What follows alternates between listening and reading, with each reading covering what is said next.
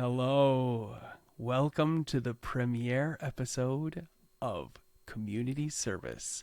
My name is Kyle. I'm just going to do a couple of words here. Hopefully, you can tell me in stream chat if there is any burbles or gurgles or issues with our volume, if we're coming through loud and clear, or if we need to be louder. Just let me know and we will fix it on the fly. So, welcome to the premiere episode of Community Service, an Onyx Path premiere game of a brand new Trinity Continuum Aberrant 2.0 rules system. My name is Kyle. I am your host, producer, and story guide of this game, and Community Service will be a 10 to 11 week 2-hour event that will start at 10 p.m. Mountain Time every Tuesday from now until pretty much the end of this year, if you count ahead. That's right. Not even 11 weeks to Christmas, folks. So there will be a 1-week hiatus in November so I can go to a catacon. Hey, if you're going to a catacon, look for me there because I'll be there playing games and having fun. Now, when you're not finding me at a catacon, you can also find me in podcast land where I put out 10 different podcasts a month. Tavern Tales, Tavern Tales Jr., and Morty's Devils can all be found at www.taverntales.ca. And in my bio there, it tells you all of the other podcasts I'm doing. Please go check them out. And then when you're done checking them out, go vote for Tavern Tales and all the things I'm doing at the audioverseawards.net or .org. Audioverse Awards has nominated me, I think, 7 times now for different awards for podcasts this year. I'm overjoyed and overwhelmed. Check out Audioverse Awards. So, okay, let's move on, because we are excited to have a few people in chat tonight. I've seen some people already there, and I'm excited to have you because I'm an interactive Dungeon Master story guide. If you're out there, I'm going to want some help tonight, and the first thing is we need some of the items and descriptors in a counselor's office. So what would be on the desk? What would be hanging on the walls? What would the desk chair and guest chairs look like? Help me out here. And I will use your ideas and recognize you and ask for more from you during the show. So, now for some news from our sponsors. The Kickstarter. The Scarlands Creature Collection 5e Kickstarter is now active at Kickstarter.com. Please promote this Kickstarter. Share it with your friends. Handiwork Games and Onyx Path are bringing the best adversaries from the history of the Creature Collection to 5th edition. Scarlands Creature Collection 5e is a full-color, 1 creature per page card cover bestiary for the world's favorite role-playing game. Furthermore, the Deviant Renegades Kickstarter is also live at Kickstarter. In Deviant the Renegades, players take on the characters of the Renegade, human beings who have been transformed into something else through the action of human actors. No millennia-old curse, moon, spirit's favor, or supernatural watchtower changed the remade into what they are. Their state is the result of chanted spells, long surgeries, experimental treatments, bizarre accidents, or alchemical poisons. Their creators, progenitors, have human faces. They are people who saw what lurks in the shadows of the world and wanted power for themselves. Many remade, devoted, still serve the conspiracies that changed them. The player characters are renegades themselves, remade, who have escaped the clutches of their creators. For now. And with that, let's turn things over to the players for them to introduce themselves and their characters, shall we? Let's begin. Hi, I'm Nat. I am the podcast host of Metamachina, longtime D&D player, but first-time World of Darkness D10 system player, so bear with me. My character is Ash. All you need to know is that if you go to your local Circle K and you see somebody hanging out, maybe wearing a band t-shirt, maybe their hair looks a little bit ratty, that's me.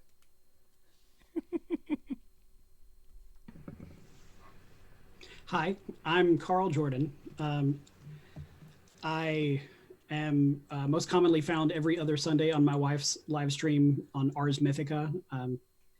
I am going to be in a Wednesday night game upcoming on We Are Nerdsmith called Obscurum that's using City of Mist. And I'm also part of the We Are Nerdsmith 9 Hells of a Good Time that's going on this month. We're very excited about that.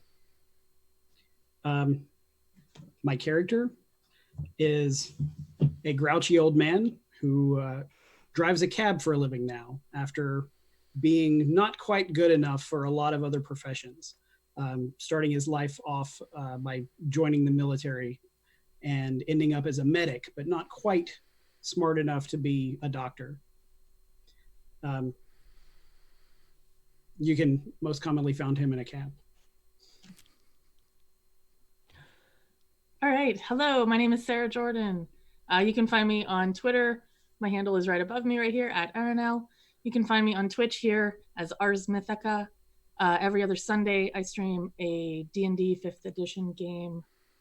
I will also be in the 9 Hells of a Good Time stream on Nerdsmith as well. My character is Samantha Blackwell. She is a doctorate student working on her archaeological anthropology degree. Sweet. Okay, this is me, a fun group. Hi, I am Paige. You can find me, if I point correctly, above me. My Twitter handle, D&D and Paige. And I write and plan tabletop gaming events and modules and such. You can find some of my work in Uncaged Volume 2, Beyond the Basics. And then I have my own individual stuff on DM's Guild and Drive Through RPG. Otherwise, I am found on Scraticus Academy every Monday night currently for Tact and Diplomacy. A very emotional game, playing a character vastly different than what I'm about to do now as Jess, the college athlete who doesn't know if she really likes you right now. So I'm really excited. Yeah.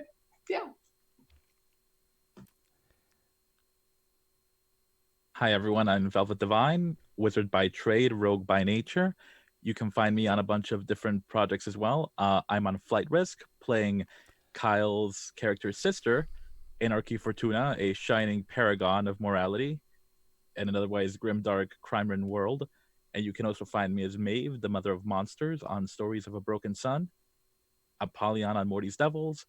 And I'll also be in the upcoming Nerdist 9 Hells series of games, Junkyard Wars, on October 14th.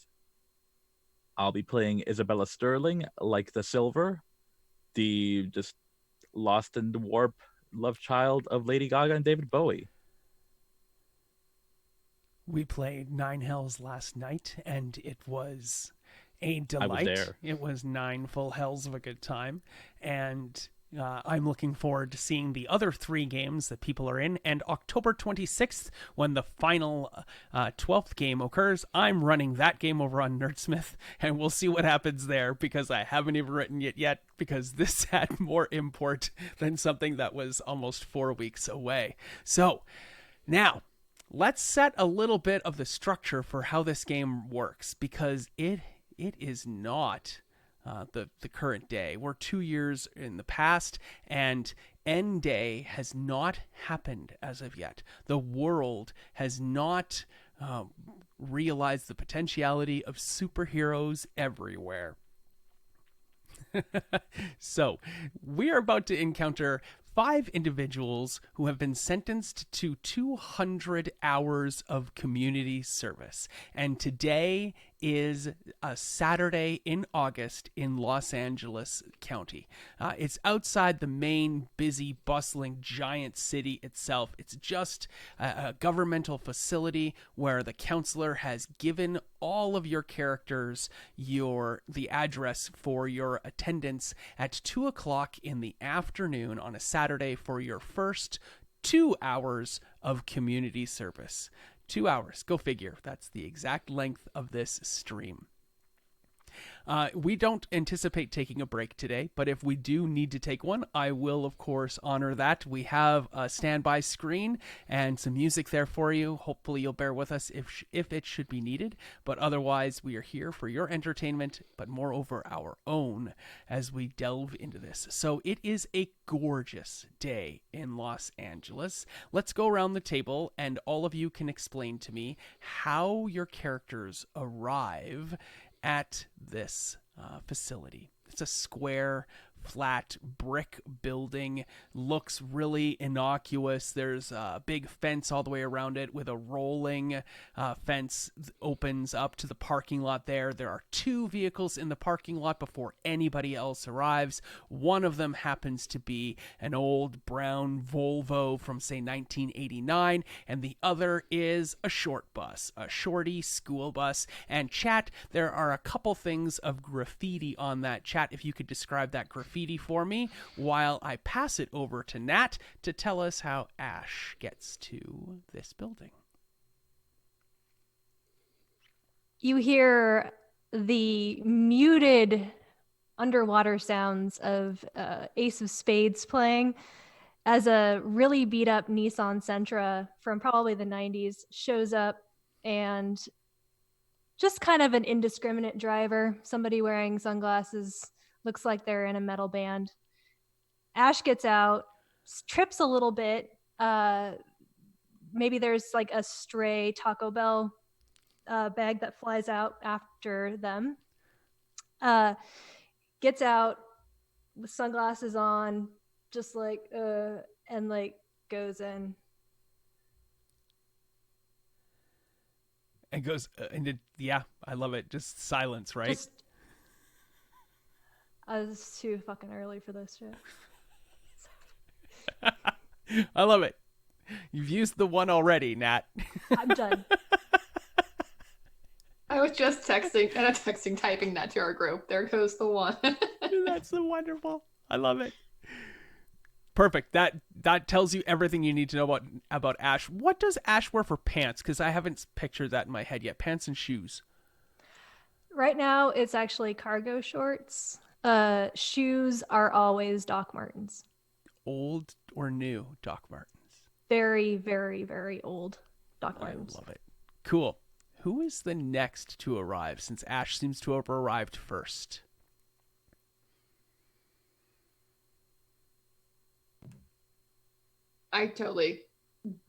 Jess is here to get this done. I think we saw Leo slowly reach forward to unmute the microphone. So yes, Jess arrived second. Fitting. Yeah. Jess totally rolls up, and like kind of hand-me-down car, but it's a nice hand-me-down car of a, probably like 10-year-old like Subaru Forester. Reliable. It gets her places. And she pulls in. She sits there, kind of like flops back, head against her headrest, and just like, all right. Sits up, opens the door, grabs her track jacket, and heads straight on in. Cool. You pass by Ash. We don't get a chance to see if the characters make eye contact or notice each other at all as we move now to not Leo. I want to introduce Isabella, actually. Isabella probably rolls up a little bit after Jess in her hearse that she got a deal off of, the funeral home that was getting rid of it. And she's definitely going to pull up and try to go for a drift into one of the spots, but then backs out and just parks diagonally, taking up 2 spots. I love it. The door flies open and stays open for a good, 30 seconds before she finally clampers out in, this Beetlejuice-type tight pinstripe suit and these platform shoes with the clear Jell-O pump, because that's the type of person she is. And she's got this whole thing going on. She's got to wear the sunglasses, even indoors, because, after a long night, colors are loud and sounds are bright. Perfect. Yes. Okay. And do you park in the parking lot, or does it drive away? Oh, no, she leaves the park there. Where does she park?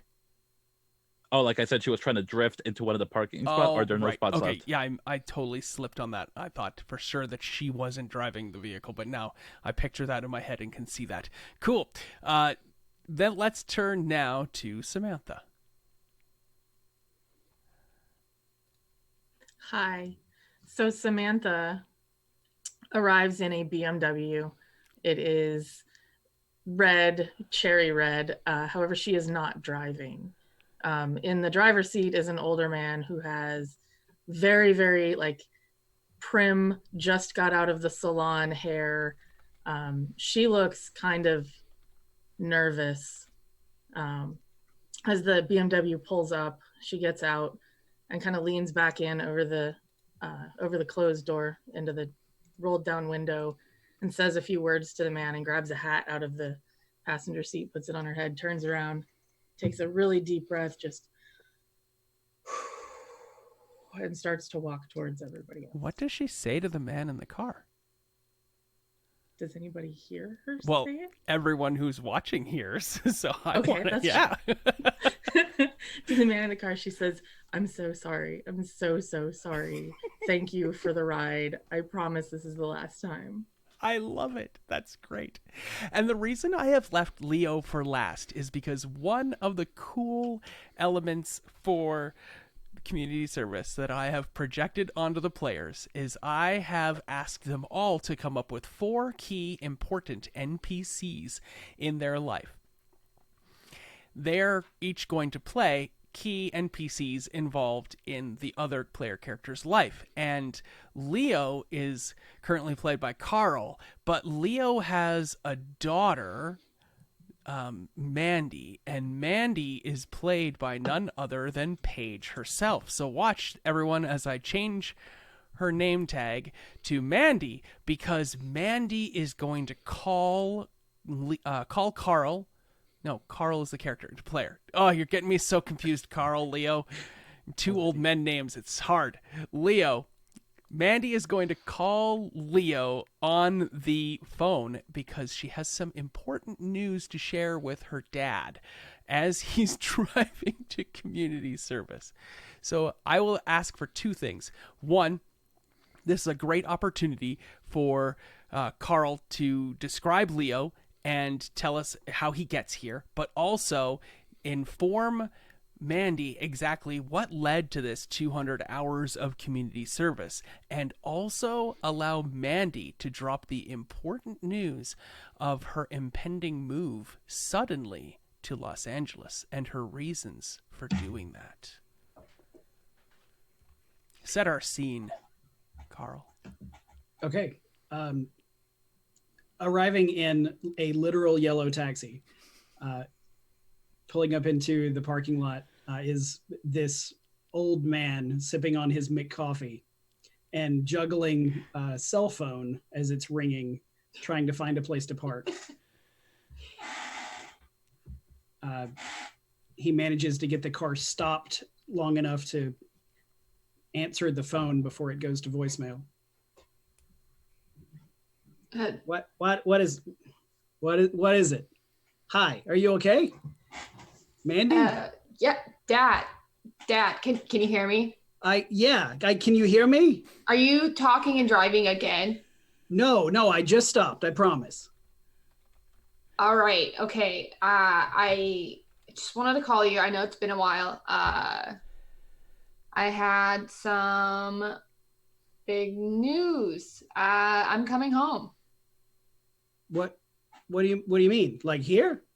Yeah, like home, Dad. Like, yeah. What happened? Is it school? Is it a boy? No. Are you okay? Do you need money? No, I don't. I mean, yes, but no. I got that internship at that law firm I was telling you about a couple months ago. Oh, really? That's great. Yeah, it's really good news. So I don't know, maybe if I can stay with you for the first little bit before I find my own place, that'd be like, wow. Great. The one here, huh? Yeah. Okay. Yeah. I'm moving back in with Dad. Oh, that's terrific, sweetheart. I'm really glad to hear that. That's wonderful. It'll be great to see you. It really will. It really will. I may have to figure out some space arrangements for you. We can make it work. Okay. Okay, sure. Yeah, that's fine. Yeah, but everything's okay. You're not. Yeah. You're doing okay. Yeah. Okay. Yeah. How have you been, Dad? Oh. Well. We can talk about that more later. I'm actually I'm running late for an appointment. I have this community service thing I have to go do. Like you're volunteering? It's like that, but less voluntary. Dad, what do you mean? I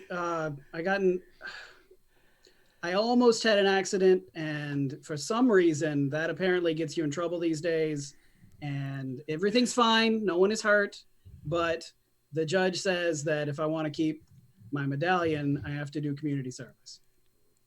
Were you talking and driving? Is that what happened? No, well, yeah, but I was just talking to the guy in the back of the cab. I wasn't on my phone or anything. Oh, all right. Yeah, I mean, I'm happy you're okay. Have fun. Okay, I almost hit a guy, and there was a cop like right there. Oh, Okay, okay. is that better? I tell you the whole truth.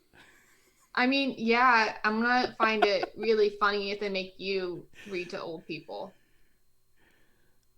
Is that a thing?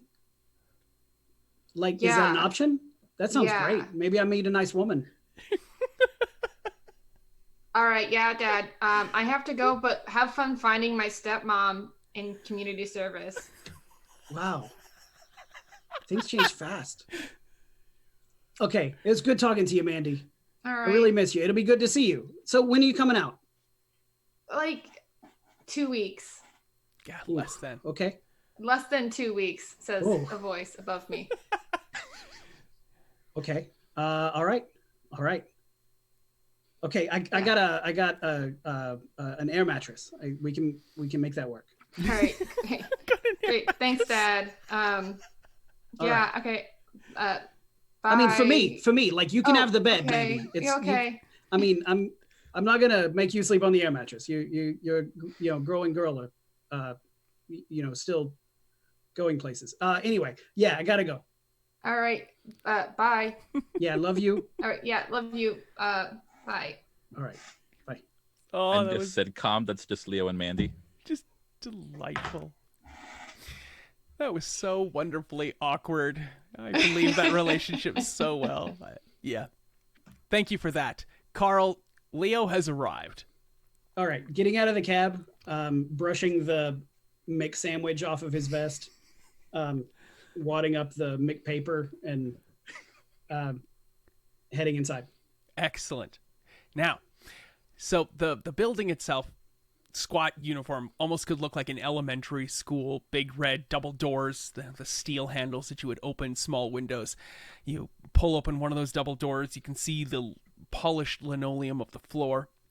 There's a way straight, there's a way to the right.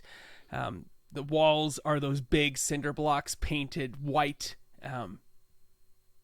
And as we walk in, one of the precepts of this game is that most of the action is going to take place moving forward, and it won't go particularly too far forward in time. We're going to get to the whole event and the things that'll happen all too soon, and we'll get to a little bit after that. That'll largely be the extent of the parameters of this game. We might go a bit further.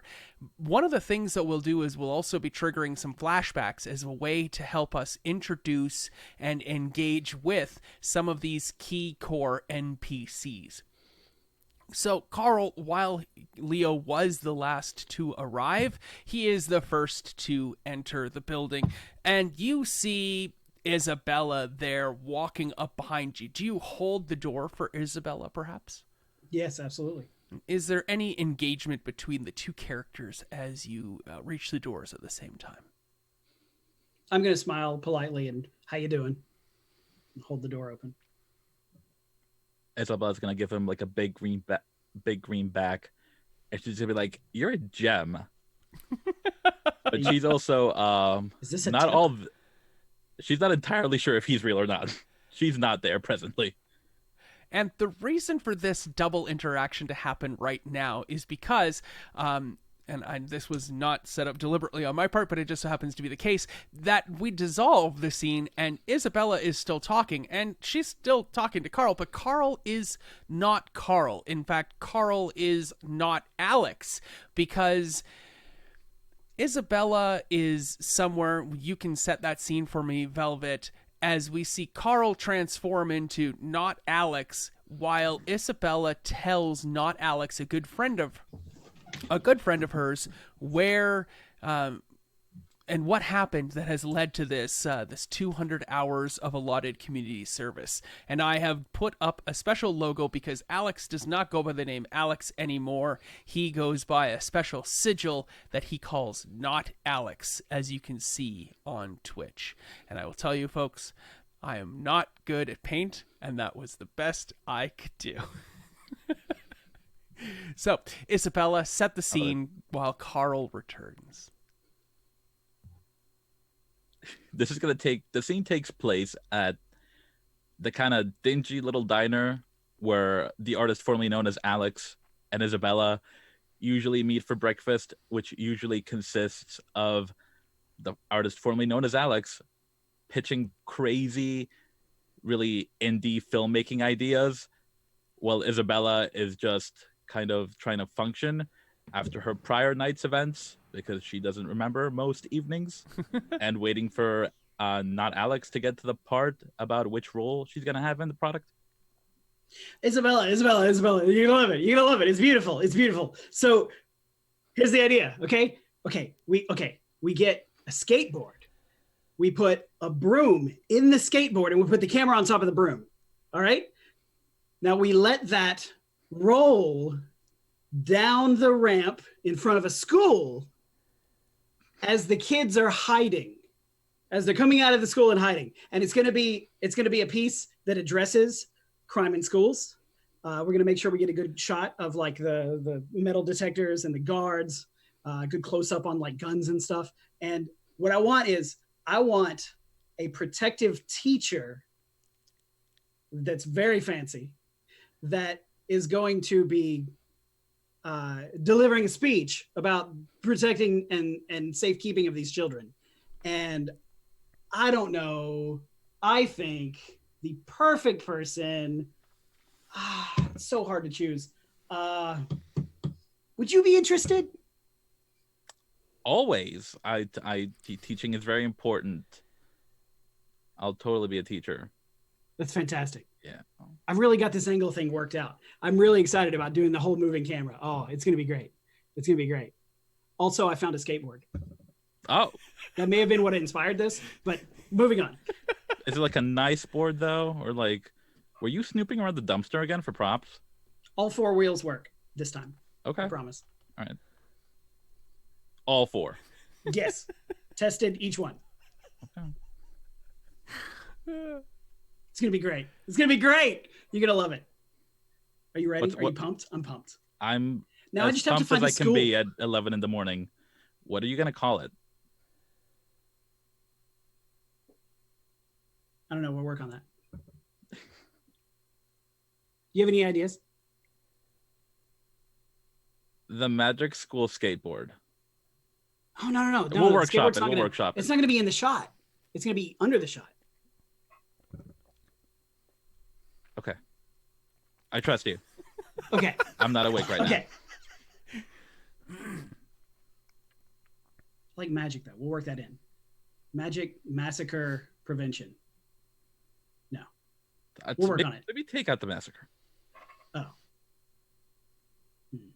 Nah, it's a good word. Good buzzword. Good buzzword. We like it.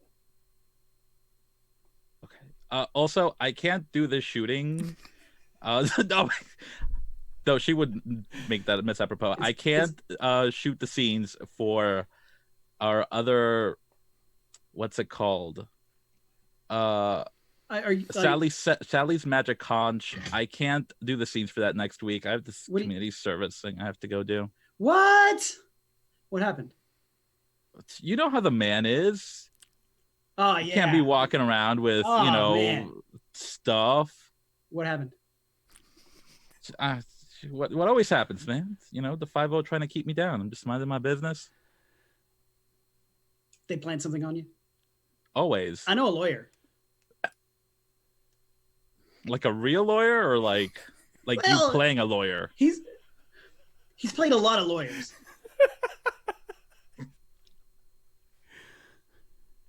I'm just saying, I know a guy. Prosecution or defense lawyers? What are the ones that write stuff? He's I'll usually just do writing the stuff. hours. He's usually in the background, really, and like in libraries and stuff. But he did at least 2 courtroom scenes. I'm positive. Are you sure they're not just a stenographer? Oh. Maybe. I'll ask him. Does it matter? I mean, they can defend you in court too, right? I can defend myself in court, but that didn't go so well last time. I know a guy. Talk to them. Get back to me. Meanwhile, Okay. I'll get some hours done. I trust you. I trust you. I shouldn't, Excellent. but I do. Yeah. We're going places, Isabella. It's great. It's Isabella Sterling, like the silver. It's like a Tribe Called Quest. You have to say the whole thing every time. Isabella Sterling. Yeah. Gonna have shirts made. You're gonna be huge. It's great. But after this community service thing. After the community service. Did we really find We'll out work into the why documentary. Isabella Sterling is doing community service? Did that really come out? Well, you know how it is. The 5-0 planted some stuff on her. Now, they'll tell you it's because, you know, she had some illicit substances, whatever that even means. Okay, cool. I'm interested in finding out more about the truth and veracity of that claim as we move along. But we watch Carl's character Leo, as I turn that back to him somehow. There we go. Hold the door open for Isabella, and the two of them enter the building. Who is next to enter there? We have Mandy, we have Samantha, and we have Ash, probably still on the sidewalk, begrudgingly smoking. Who's next? I think Jess would just like go straight for it. All right, we have Jess. I said Mandy, didn't I? Because I didn't change it back.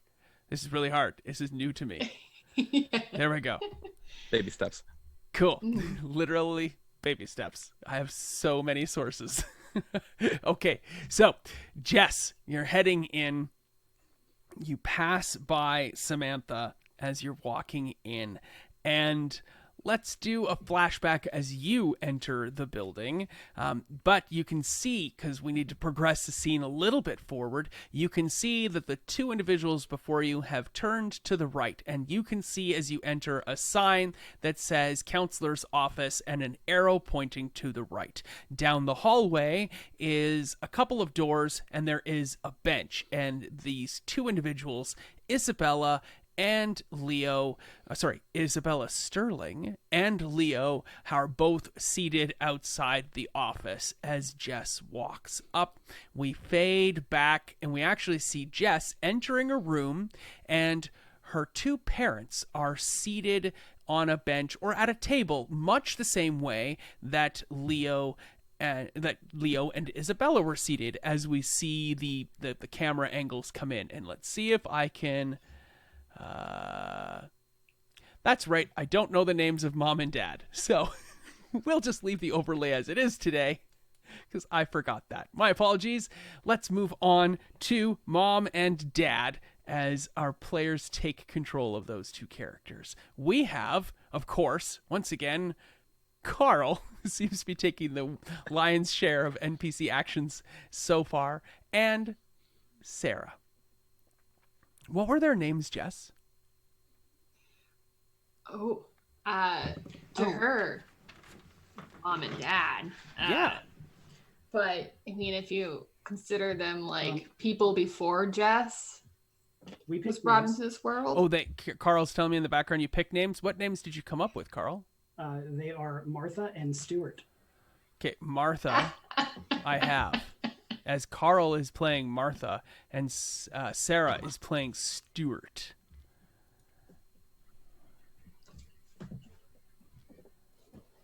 Cool. So, Jess, why don't you set up what your parents' home looks like and tell us a little bit about that?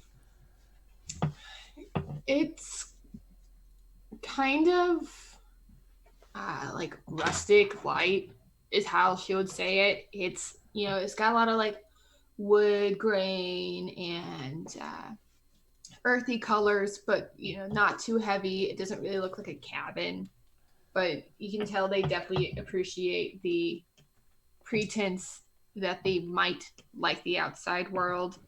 Kind of just been the way they always have.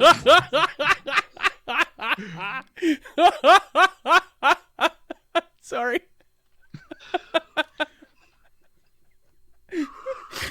I think Jess's parents are old hippies.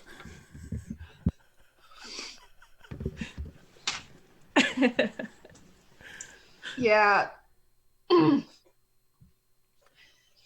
Darling, it's so good to see you back. It's not the normal time of day. Is everything all right? Yeah, Mom. Everything is great. Oh, honey, don't lie to your mother. Come on, now tell her the truth. I mean, what, I can't have one secret from you two. I have to tell you everything. Wait, I remember it. You have lots of secrets. My goodness. Thanks, Mom. It's all right. You can keep things from us. Jesus knows everything. It's fine.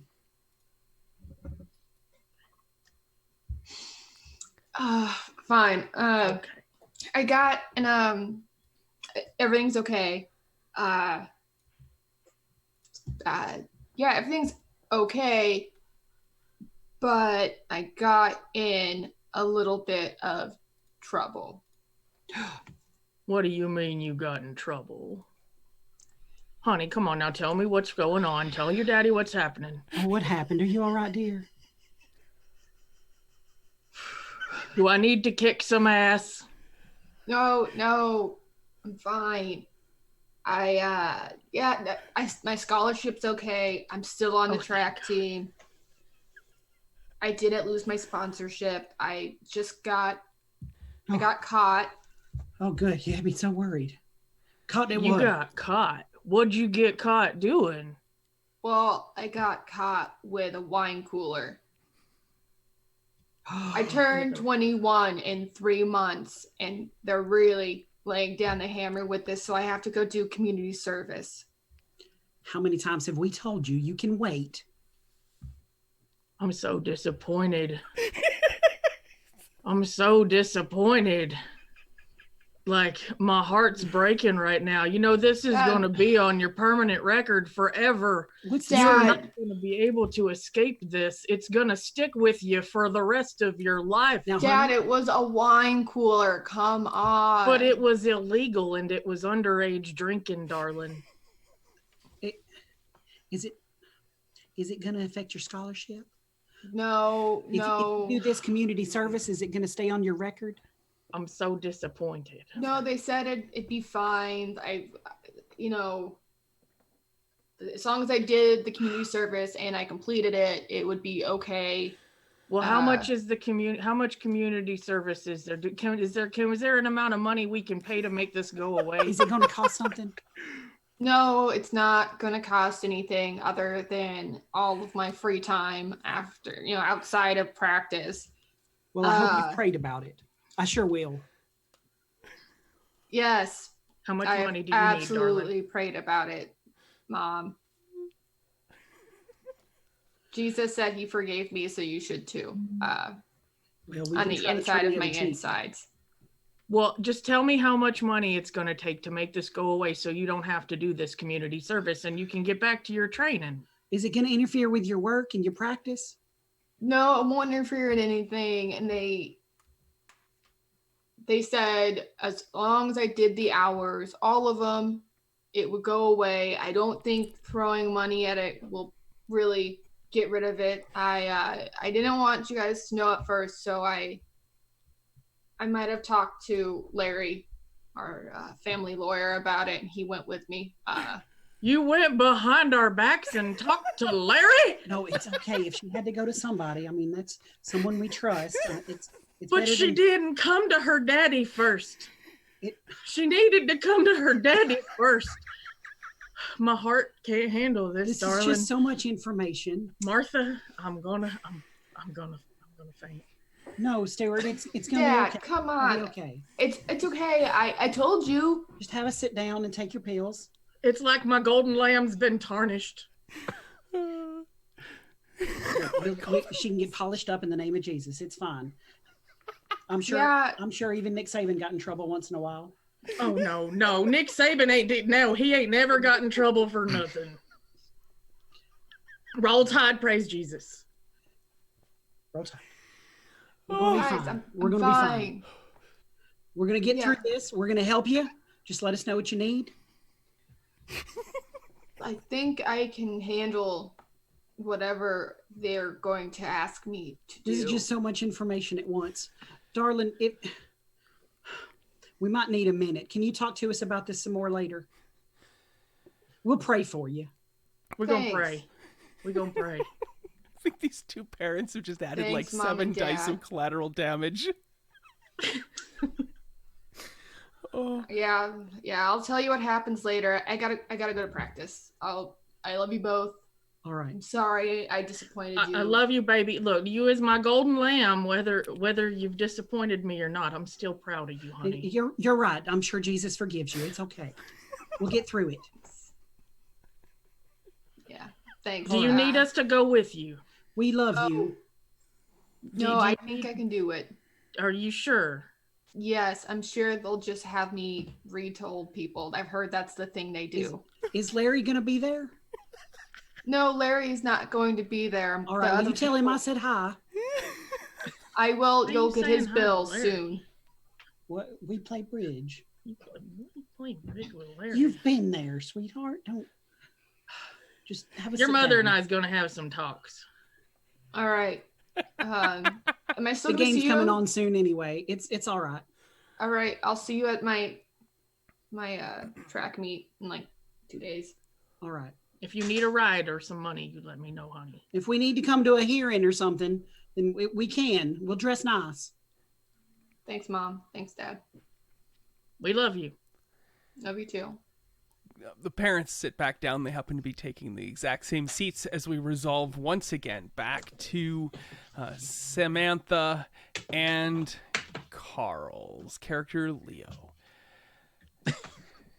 I'm going to continue to say that probably all evening today as I get there. I'm just so happy I was able to make that in paint while it was happening. I changed her name right live. Okay. So, while I give myself condolences and massage my cheeks, we see the fourth individual finally make their arrival, and it is none other than Samantha herself, as Sarah tries desperately to change costumes so smoothly. Jess, I feel for you. Your parents are straight out of some sort of 1980s porn. They're that couple that doesn't know they're in a porn. And they leave their house in the hands of their young daughter. Anyway. Whew. They're amazing. So, as Samantha enters, we see Samantha's scene dissolve as well, and we open up with Samantha's flashback, which is with Regina, I believe. Is that right? Do I have that right, folks? Yeah, you're Now, right.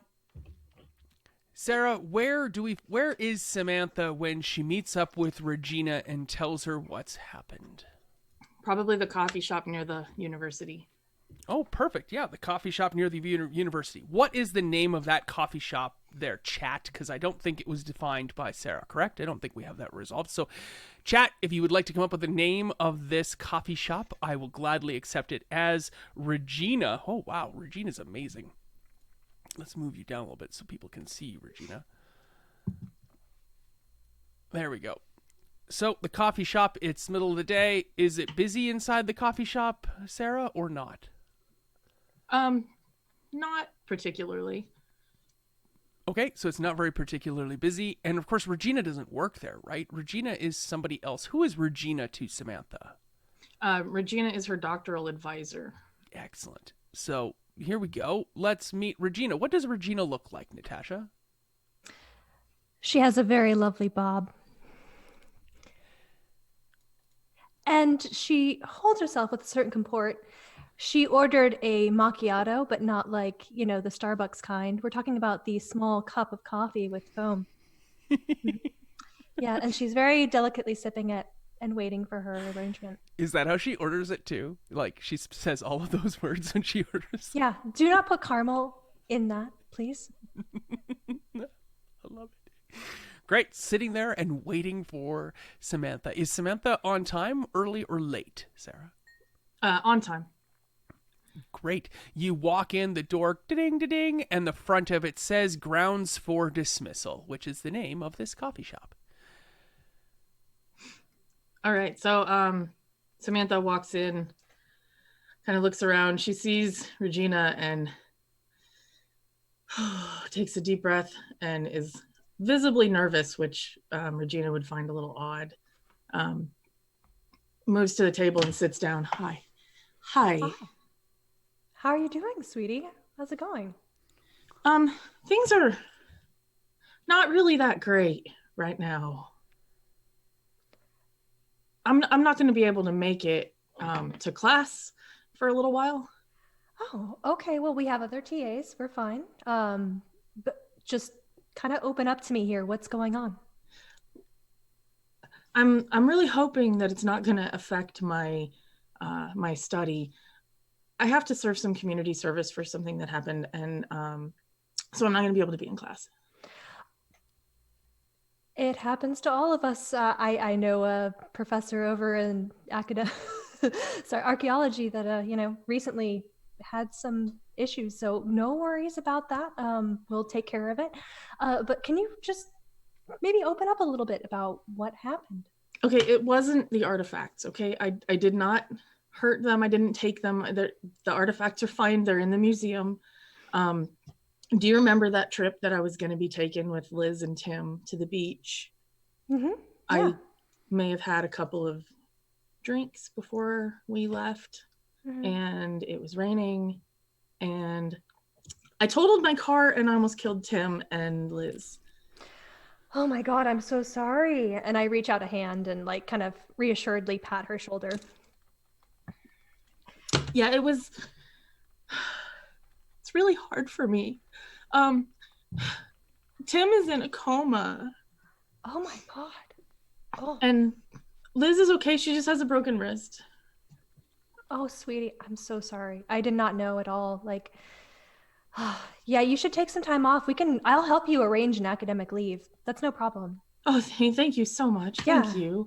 And thank you for meeting me. And she kind of reaches out and caresses her hand very non-professionally. Yeah. And she kind of smiles and then takes her coffee and sips very yeah, for meeting me not on campus. No. Come, you and I are old friends. We'll take care of this together. You are not alone. We're going to figure out the best way to handle this. And again, we don't have to do this academic leave situation where you have to disclose any of this information. It's actually legally required for them not to ask those questions. So that's such a relief. We're going to keep this under wraps, and you're going to take some time. And of course, you're working on your dissertation. I am here for you through that. I knew by your silence in our private chat that things might have been happening that I was not aware of. So I'm glad that you disclosed. I'm so sorry that I got nervous and I didn't know what to say, so I didn't respond to your messages. And it's okay. It's fine. Thank you for being so beautiful and understanding. I'm here for you, and I understand completely, and there's no judgment from me. Trust me. And I'll reach out and pat her on the shoulder. It's very awkward. Yes. Thank you. Yeah. Thank you so much. So I have my number for my therapist. really helpful for me in my. Yeah, sure. Um, Yeah, sure. Let me get my phone. I'll take that number right now. Yes. Yeah. And if you're going through any kind of legal thing where you need somebody to reference, I'm happy to be here for you. That therapist, like, you don't have to go to her personally, but that's a really great place to go. And they can, again, give you reference to maybe cut down your time so you don't have to like worry about, missing out on everything. And it's a very busy time for you. I understand. It is. It's insanely busy. Yeah. Okay. Well, I don't want to take up any more of your time. I'll let you get back to whatever it was you were doing. Oh, you're not at all. I'm always here for you, and I would suggest that we have like a wine night soon. Yes, Um, absolutely. Yeah, just to kind of like decompress, because we all need that, considering how difficult everything can be. But especially your situation, I can't even imagine. I'm so sorry. Yeah. Thank you so much. I love how understanding you always are, and you get me. Thank you. I'm here for you. Don't worry. So as this scene dissolves, we see Samantha looking down at her phone, typing in something to Regina, and then as the scene turns back to the present day at this squat building under the grueling August heat on a Saturday in Los Angeles County, we see Samantha looking at her phone longingly, seeing no text from Regina, and then putting her phone back in your pocket. Or what do you do with it? Yeah, she sticks it back in her pocket. Was she in the middle of typing a text to Regina that she then doesn't send? Yes. Cool. We don't know what that text is. We might find out that text later, though, as Samantha makes her way in, sees a gaggle of people over there, and just as she might be about to say something or do something, and the four of them are now together, we pan back to the lone figure on the side of the road, smoking away. It's none other than Ash theirself, as Natasha's character puts out their cigarette finally. Oh, nice. Just chucks it right out onto the street. I love it. There are no cars. It's deathly silent everywhere around you. You can see some vehicles in the parking lot as you start to walk towards the community service building. We do our flashback to none other than your friend, Dallasay. Let's set the scene. Your character is still walking, but it is now night. As I look for Velvet's Dallasay. There we go. It is now night for Ash as you're walking, because we look up from Asphalt and we see it is nighttime, and Ash is walking, looks next to you, and you see Dallasay. How does Ash look? There's something going on here. Something's wrong. What's wrong?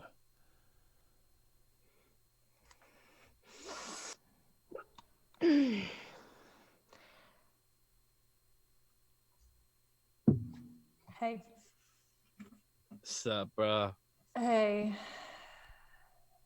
You doing okay? You're looking like you have a rough night. I'm brown bagging it. Choice.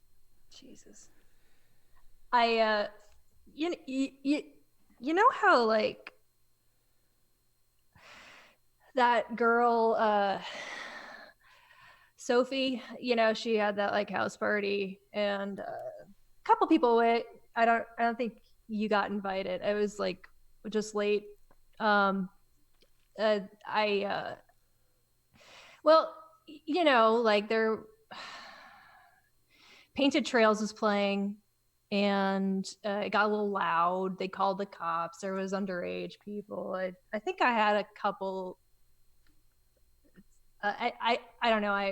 I kind of blacked out a little bit.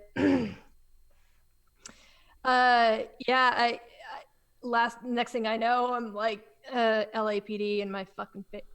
Oh, shit. That's two. It's fine. This is who Natasha is, and this is who Ash is. We will accept it, and we will continue with what we've got. I'll just beep you out in post. Dal, I'm sorry. Yeah, you know how it goes, right? I gotcha. Nah, and I did get invited, but I was just like, nah, that looked bogus. But nah, keep going. Like, did you get caught? Did you make it out? I did did a little jail time. That's why you didn't hear from me for a few days. Yeah, they put me in with the girls. That's nice, I guess. But yeah. So I lost my job. I'm gonna need to sleep on your couch. All right, Again. sure. Yeah, you can keep crashing. You know, this you've been pulling the disappearing act a little bit often, so just we kind of wrote your part out from the song, but like, if you're gonna be around for a while this time, we can totally just find something else. We can plug it back in. It's all good. It's a good opportunity, right? Like, I stay with you for a little bit. I got a couple leads on some jobs besides Scarlet. So like, I'll make you breakfast. I'm really good. I got my tofu game is on now. And yeah, we can just jam out. Like, I've got, I don't know, like me and Sophie actually, like, hooked me up with some people. So I think I'll be able to contribute to your household in ways that you've not experienced yet, if you know what I mean. No, all right. Listen, don't even stress about it. Like, just focus on getting back on your feet, and we'll figure it out. Thanks, dude. I'm so happy to hear you. Like, thanks for your support. And like, I'm coming to practice. Don't worry. I can't afford to drink right now, so it's working out for me. All right, just focus on you. The band and I, we'll figure it out on our end. Cool. Thanks. They continue their walk, but it is now the broad, steaming hot daylight as the sun beats down on Ash, as Ash finally lets theirself into the building, and the cool immediately descends upon them as we see all 5 of our characters gathered together for the first time, and likely will be trapped together for the remainder of these 11 sessions. Now, I really wanted to spend some time with these NPCs and these characters so they could establish a little bit of the backstory as to what has happened to lead them here today. And so hopefully you've gotten a little bit of a sense that these people have done something bad. They've done a bad thing. But I want to recognize these are not bad people. There's a reason they're not all currently in jail. They've only been sentenced to 200 hours of community service. And while that is a lot of community service, these are people who have done a bad thing. And whether or not that informs that they are a bad person or is just a factor of who they are, let's be clear here. They are probably neither good nor bad, maybe closer on the line of good, and in Isabella's case, they're just straight up fabulous. So, let's dissolve the scene now. We have the 5 of you waiting out front of this counselor's office, which chat has so beautifully informed me of with some descriptors when we started the game. So as the door opens, you can see inside to the room, and you can see set out inside is a bunch of things. Right away, you can see a fake plastic plant with some missing leaves, and there is above the plant on the wall a diploma that reads somebody's name, and it seems to be from some podunk small-time university, probably in California. And there is a picture of a pet hanging on the wall next to it. It seems to be an artistic, stylized pet. Sarah, what type of pet is it? A cow. Yes, it is a pet cow. It says "Fond Memories, Daisy" on the placard of this picture of a pet cow. There is, of course, as well, a guidance counselor here. And one of the things I like to do as a story guide is help me inform my character choices by getting the 5 players who are with me to help me with some adjectives. Because coming around the corner as well at the same time are 2 other individuals who seem to be also commissioned and sentenced to community service. But let's recognize these are NPCs and they are as of yet unnamed individuals. So can I get my players across the top, Natasha, Carl, and Velvet, to give me adjectives? I need 1 each from you to give me for all 3 of the NPCs, and I will decide which one applies to which. Gruff. Grimy. Stunning. Excellent. Sarah, what is the counselor wearing? This stunning counselor is wearing some articles of clothing. So what from the neck down is this individual wearing? A very tightly fitted, very fashionable business suit in gray with accents of burgundy. I love it. Gray and accents of burgundy. So like burgundy pinstriping, with a one of those silk band ties. So it's just like a thin across the tie, like you would get around a box of cupcakes, fancy cupcakes. Okay, great. And Paige, what is this person's name? This counselor's name? Ooh. Counselor's name is Chloe. Chloe what? What is their last name? Ooh. Chloe Berry. Wow, that's really apropos. I'm going to put a wig on, and I will become Chloe Berry for you all. Stunning. Stunning. Stunning gray suit. Chloe Berry is here. I love Chloe Berry already. 1, 2, 3, 4, 5, 6, 7. That's all of you. All right. I'm Chloe Berry. I will be your counselor. I am your community service liaison.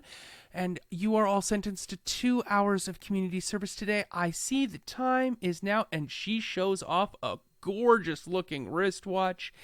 And it says it is now 2:15 in the afternoon. So we have to drive for about 45 minutes. That will not count towards your community service hours today. And we're going to be picking trash up off of LAX.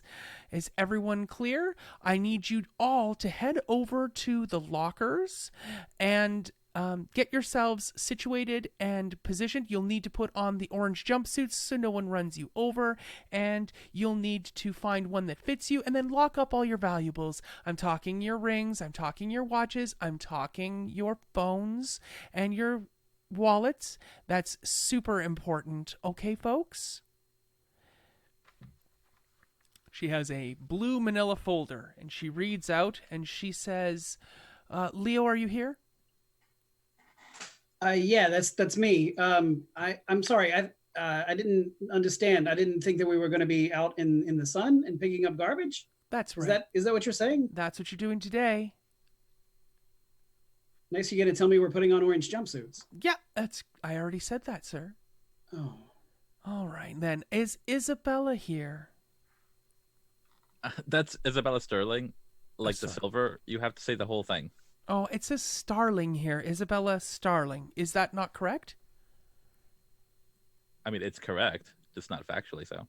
Excellent. All right. And then Jess, are you here, Jess Henry? Here. Oh, there you are, Jess. I'm sorry. I just totally spaced on. I thought Jess was a boy's name, and here you are, a stunning young woman. That's fine. And Samantha. Yeah, I'm here. Samantha, the courts did not send over your last name. I've got your social security number, but I don't. Can you just read out give me your last name, please, so I can add it to the file? Blackwell. Blackwell. Well, that's lovely. Thank you so much. And then I just have Ash. Is Ash here? Present. Perfect. And if anyone is still in chat and they would like to name the other two NPCs, now is the perfect time to do so. As she calls out those two names, and they both respond grimily, yeah, and roughly, yeah. I feel like the second one is definitely feminine, and she's super, super buff. Like Gina Carano buff. Oh, don't. The best, right? Like Gina Carano buff. She's she's not your American Gladiator. She's my American Gladiator. Now, We'll fight over it. is Chloe Berry. Such a crazy wig. Chloe Berry says, if you'll take your places and head over to the locker rooms. I'm sorry, all of you. It is a unisex locker room. We just didn't have the space. Cool.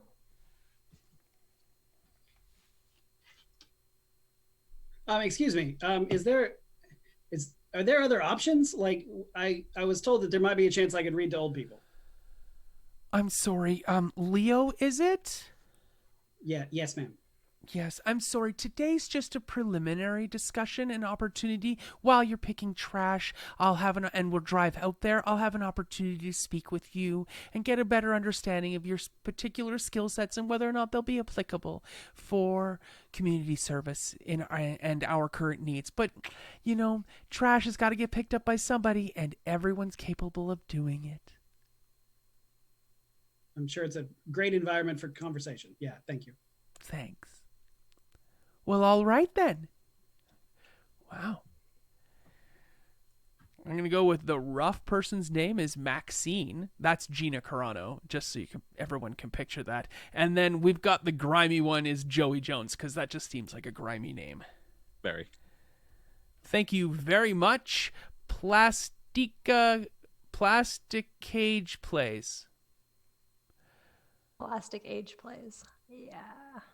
Plastic Cage Plays. Plastica Plays. I like Plastica Plays. All right. Let's move into the locker rooms. As Chloe says, I'll meet you all at the bus outside. You can just come back in the way you came in. Wait, do we just put the orange suit over our clothes? Chloe's already walked away. Yeah, that's what I'm doing. It's 80 degrees out. Oh, it's more like 95. Oh, sorry. I'm not good at the metric system. I'm already wary about leaving this much of my possessions here. I'm going to at least wear my clothes. Yeah, It's no a good thing I offense. brought my hat. I don't want to change in front of the old man. Yet neither do I. Neither do I. I'm just stripping down, and there's I don't care, and I'm definitely just throwing stuff in the locker. I'm not even locking it, but my phone goes in there, hidden away. So all of the locks do have locks. All of the lockers do have locks with keys in them. Some of them actually don't. But there are showers and bathrooms as well in here, and there is an array of orange jumpsuits that all read community service, and I just lost somebody, so I have to reboot this. I don't know who I lost. Oh no. That was me. I'm not sure what happened. Well, whatever you did, you have hooped us for the vision. So while you guys are fixing that, why don't you all describe your characters changing of the guard?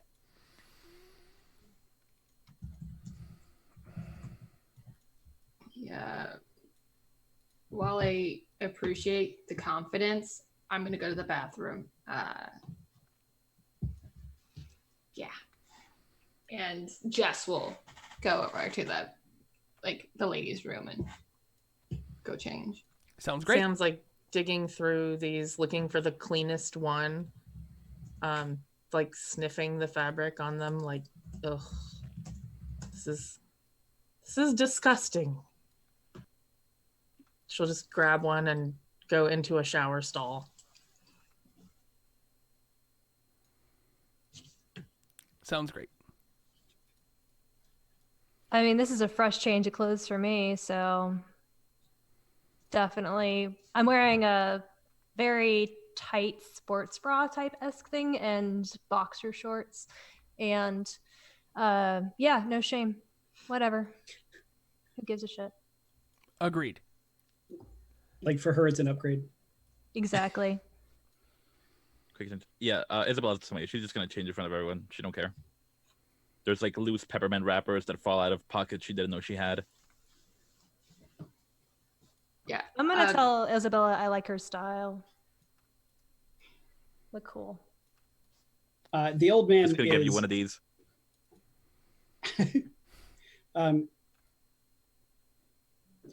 Leonard is looking very awkward and very out of place, and is doing his best to not look in anyone's direction and find a corner where he can open several lockers to use as some sort of a cover.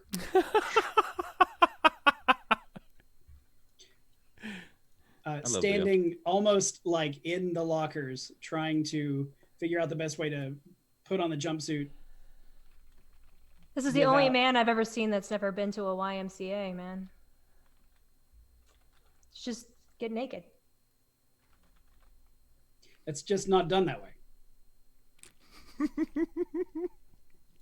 Oh, Carl, you're the best.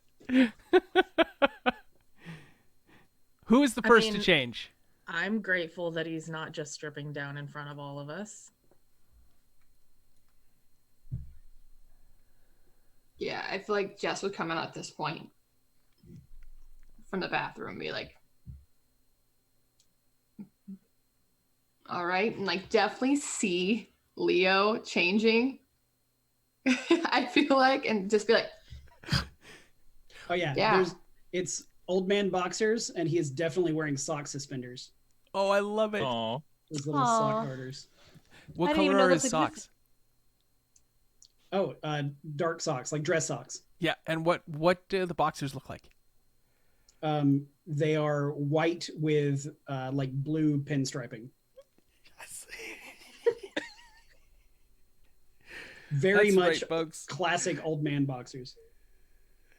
I get excited for descriptions of old man underwear. This is wonderful. This is literally what Kyle is here for. Yes, all day long. So the two NPCs, Maxine and Joey, get changed as well off to the side, and they are out in the middle of the pack. The short bus is up and running. It sounds like there's something wrong with the carburetor, because it is definitely rumbling and grumbling and unhappy to the nines. Did it have graffiti on it? Yes, there does happen to be some graffiti on it. My wife, Marie Claire, who is in the chat, has offered us a stylized penis as one of the two different things that is graffiti drawn on there. There also happens to be the Onyx Path logo, which is nowhere near the penis, on the other side of the bus itself. And there was some writing on there too. So you're telling not the appendage right next to the Onyx Path? Exactly. Separate locations. And as well, there is a right on the back of the bus over the emergency exit, the graffiti stencil words, "No, you're beautiful." Aw. No, you're beautiful. I would like to add some graffiti, if the coast is clear. I'm pretty sure we're all here. Yeah, I don't care if you guys see me, just as long as Chloe doesn't. Chloe's in the bus with the bus running. The doors are open, and you can hop in if you wish to. I'm going to the very back. I'm going to sit, put my head against the wall, and fall asleep as soon as possible. Very back seat? Yeah. I'll follow suit, but I'll sit on the other side and just sprawl out on like the very back seat. I'm assuming it's one of those big long ones. Nice. Where do you I'm sit? going to take... Oh. Yeah, go for it. I was going to take the seat like immediately inside the door. There's usually like a little metal plate with a pole right before the door and then a seat. And I'm just going to swing her on that pole and flop into the seat. Oh, I love it. And? I'm also going to be sitting up front, but behind the driver. Okay. And Samantha's gonna sit sideways with her back to the window and her feet up on the seat. That's a standard way of sitting. And where's Jess? Jess hops on and goes towards the middle, driver's side, and kind of puts her hand in her pocket where, as well as she also blatantly brought her phone with her. Great. Kind of checks it and sits back and shakes her head. The two NPCs are sitting, there's only 4 rows, so the 2 NPCs are sitting behind the driver as well in each of their own seats. So, Jess, are you sitting behind Samantha or are you sitting in front of Isabella? In front of Isabella. Sterling, like the silver. Perfect. So, let's do a quick scene with the 3 of you, Jess, Ash, and Isabella. You're in a 45-minute bus ride. Do the 3 of you engage in any conversation?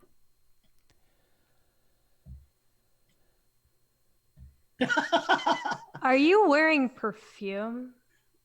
I'm gonna look at Isabella Sterling. I was at one point. Now it's just kind of mixed in with some other stuff. I call this brand sensual grunge. Where'd you go last night? Where do you hang out? You know, I just kind of go. I don't remember what the place was called. You cool, look like though. you're into like some kind of scene or something. Are you carrying anything? Do you got anything? I'm supposed to tell you I'm not carrying anything on me. Once we're out of narc jurisdiction, I'll have Yeah. something. Cool. Thanks. I'm gonna go back to sleep, but wake me up if anything happens.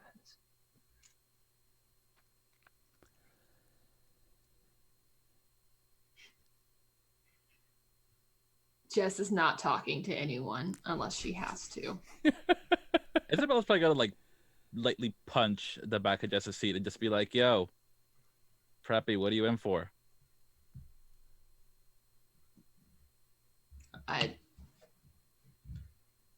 Drinking. Do you have any booze? No, I don't have any booze on me. I don't know where I would carry it. Oh, okay, cool. Just checking. Sorry to disappoint. Isabella's doing that thing where she's tied the top part of the jumpsuit around her waist. And she's just flailing the little jumpsuit sleeves like a wacky waving inflatable arm flailing too, man. You're hitting me with those things, aren't you? Yeah, okay. So, you go to school or something? You look like you go to a school. Yeah, I go to, State University. You've heard of it? Do you have to study stuff, or is it just like you run all the time or something? I don't know what you do, but you look like a running person. I am a running person. Yeah, I study. You have to study to be a college athlete. Otherwise, you're just a creep on the track. Okay. Yeah. I just thought they let you in and do that. I don't know, whatever. No, you have to go to school, but What were you drinking? the berry splash wine cooler. Hard times, huh? Jeez. Whoa. How'd you get caught? Like, were you like wandering around with a Boone's Farm in your hand or something? What the hell? No, I went to the bathroom at this party. One time I go, come out.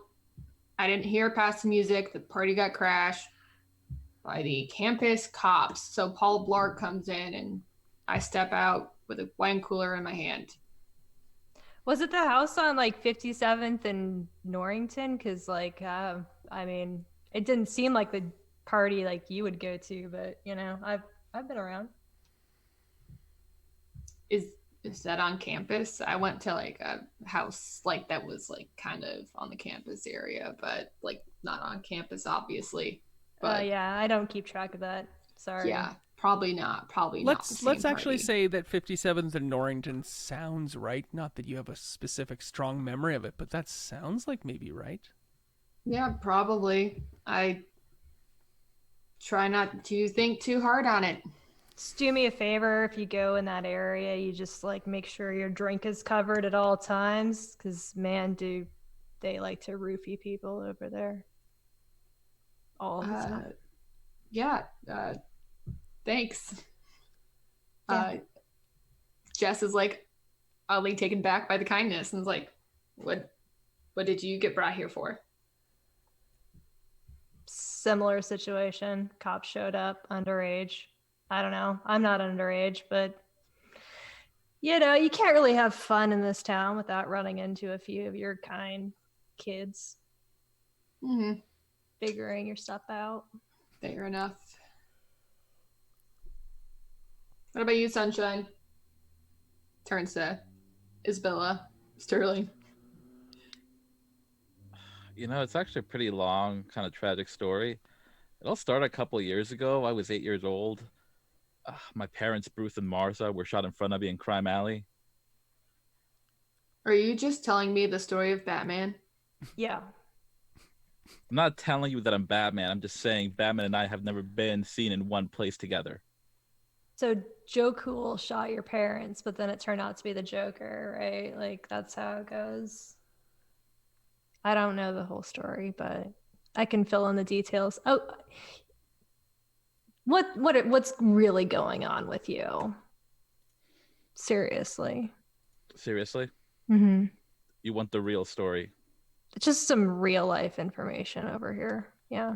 All right. I caught a terminal illness and I wandered around for a while and found this program called Weapon X offered me a way out. I couldn't really say no. You are off your rocker. Has anyone ever told you that? The joke's on you. I couldn't even get on the rocker. My balance is crap. God. I have a lot of respect for this. As long as you go for the whole, what's her face, the one that's not Wolverine, the daughter, Laura, is that what it is? Like like I don't know, X-23. I can't keep track of comics nowadays. Sounds like a lame name. I don't like when the alphabet checks up with the numbers. Not my Sure. thing. All right, let's yeah. I'm gonna go back to sleep. Yeah. What is sleep? Let's move now to the front of the bus where we have our NPC driving and we have Samantha and Leo sitting across from each other. What are you in for? That's not a very polite question to ask. I heard that when you're incarcerated, you're not supposed to tell people what you're in for or something. Oh, really? I heard you're supposed to find the biggest guy you can and beat him up.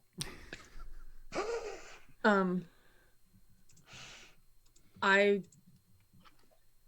don't really know about this legal stuff. I would really rather have my head in the sand right now. What are you in for? Moving violation. See? That wasn't so hard. Moving violation? Yeah. I was moving.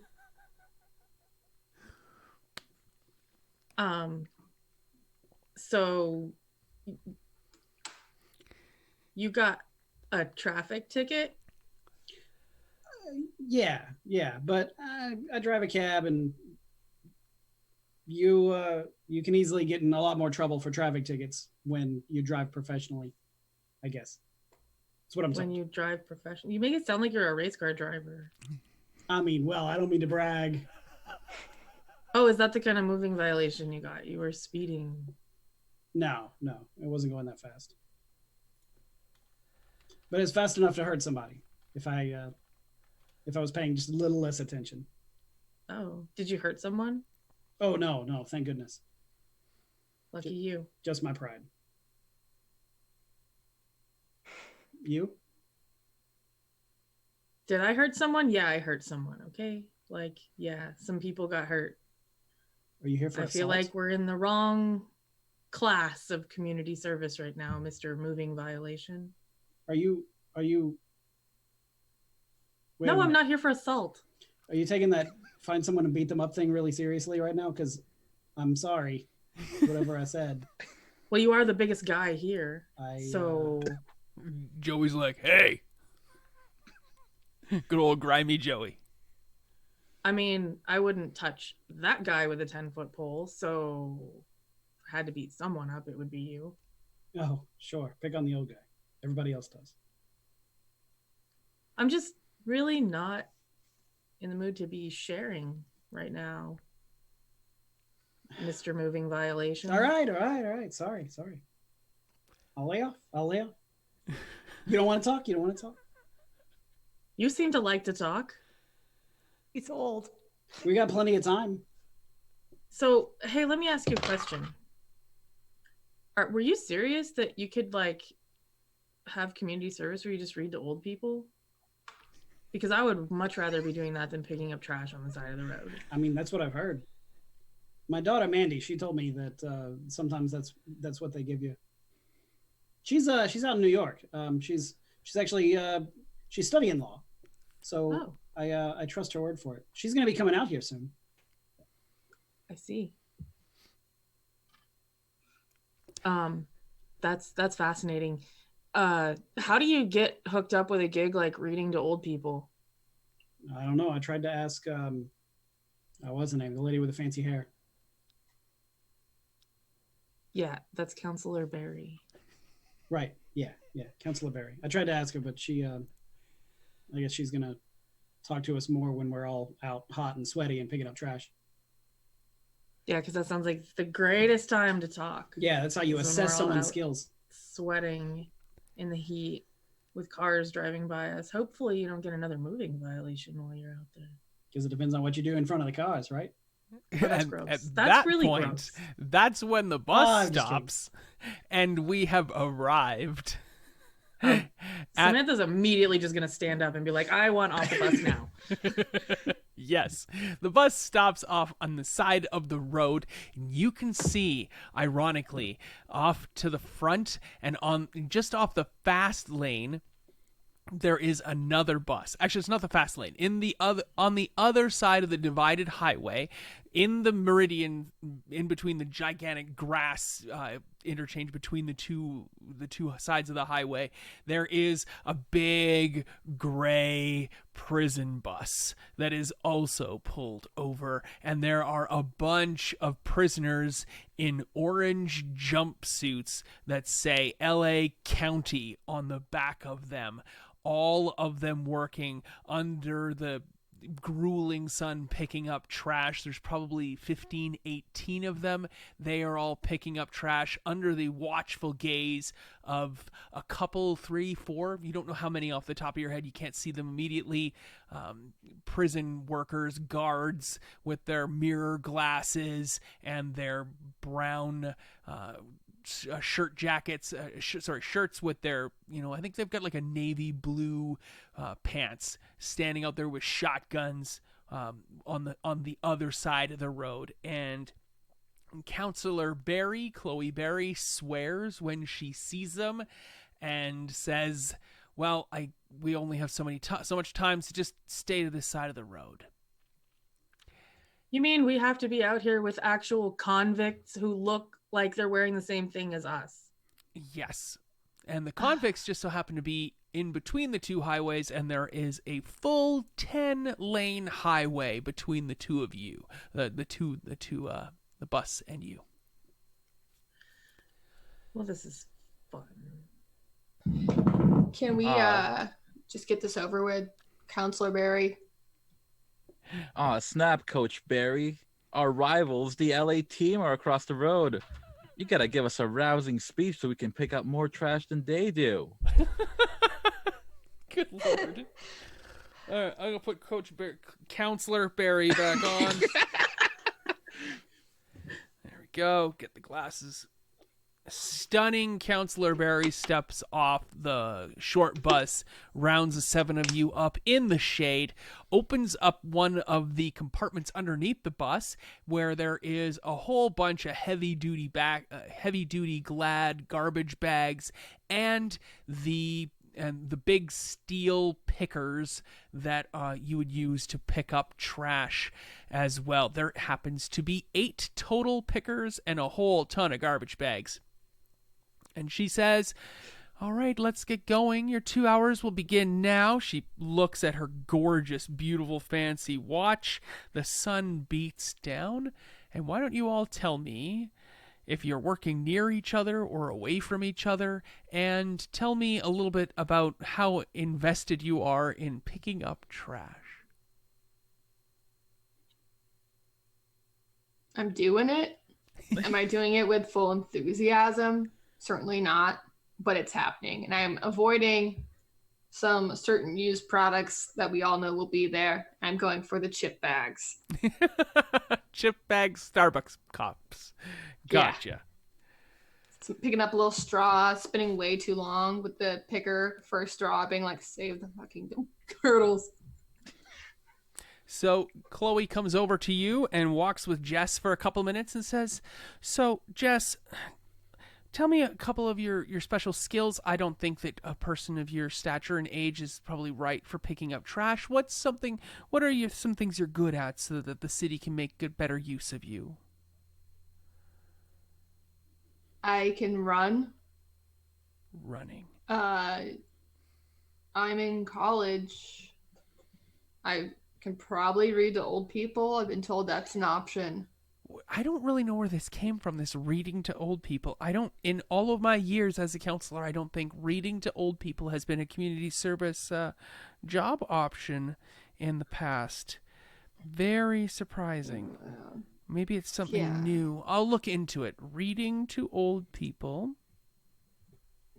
Yeah, that'd probably be a good fit. I don't know if you have anything that is remote. Could I do anything remote? Like drones? No, like from my dorm room. Can I do anything online? Oh no, sweetie. These are all going to be physical activities, largely scrubbing graffiti off of walls, cleaning the public pools and other public venues, things that'll service the public's greater need and interest in a menial capacity, so that you can reflect upon the crime you committed and spend the time and duration in physical, grueling effort to demonstrate to you that, doing that sort of thing is not a good idea in the future. Great. Okay? Yeah. Thank you, Counselor Barry. So if there's something that involves running, I will definitely keep you in mind. Thank you so much. You're just welcome. Oh, you missed one. And there is definitely some sort of biohazardous waste on the ground that requires picking. With a very dead face, looking at Counselor Barry and not at the item, picks it up straight into the bag. Thank you so much. No, thank you. How does Jess wear her community service outfit? If buttons or zippers, whatever it may be, it is fully up until like maybe one if there's a collar, like just for comfort. Wears it like it's meant to be worn. And it does have a collar, because it can be however you want to imagine. They are not uniform and standard, except for the fact that they are all orange, they are all jumpsuits, and they all have stenciled in black upon the back of them, community service. Yeah, wears it buttoned all but the last tiny button, sleeves down. It's a little like oversized, but she wears it as well as you can wear it. And did Jess put all of her valuables in the locker, or did she sneak or secrete some of those valuables with her. She snuck her phone. She got her phone. Good to know. All right, let's move up. Let's go to Velvet and Isabella Sterling. How invested are you in cleaning garbage there, Velvet?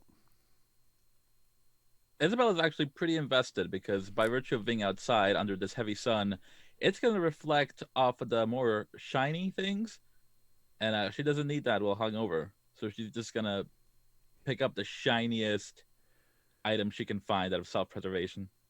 I love it. Stabbing them brutally and strongly, or just like trying to gather them up? Oh no, she's going to very gingerly like pluck them, but every time she plucks one, she's going to go, the claw. And how does she wear her outfit? She had like she found like a spare just like tank top, so she did that thing where she ties like the top upper body part of the jumpsuit around her waist. Is she still wearing the Fascinator hat?